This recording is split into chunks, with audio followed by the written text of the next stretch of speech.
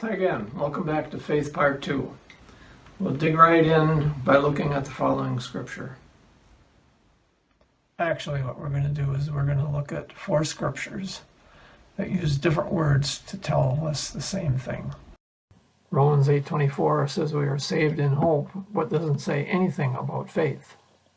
Ephesians 2:8 says we are saved by grace through faith.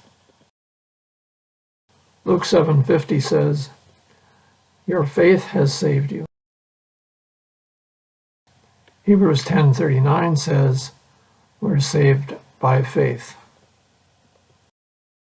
Religion's appeal is that it offers a way of being saved from going to hell. Nobody wants to go to hell. Everybody wants to go to heaven.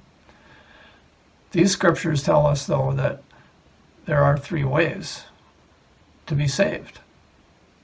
2 say that we are saved by faith. 1 says that we are saved by grace. Another says that we're saved by hope. None of these things are the same thing as religion. These are all abstract things. You can't see faith. You can't see hope. You can't see grace. You can see religion, but you can't see these things. So if faith, grace, and hope do not mean religion, what do they mean? Short answer is that they are all symbolic references to God's voice. So faith means faith that you can hear God's voice. Grace is hearing God's voice. Hope is that you will hear God's voice. When you can hear God's voice, then you are saved. That's the bottom line. You're not saved by religion. Religion you can see, faith, grace, and hope you can't see. And they are God's voice, and God's voice saves you. So what we learn here is that faith, hope, and grace are all the same thing. 3 words to describe one thing, which is God's voice. It's symbolism. The Bible's full of it. So they save us. But what are they saving us from? What is God's voice saving us from? This is the really hard part to understand. I'll try to make it as simple as I can for you. Hearing God's voice saves us from the condition where we cannot hear God's voice. That's it.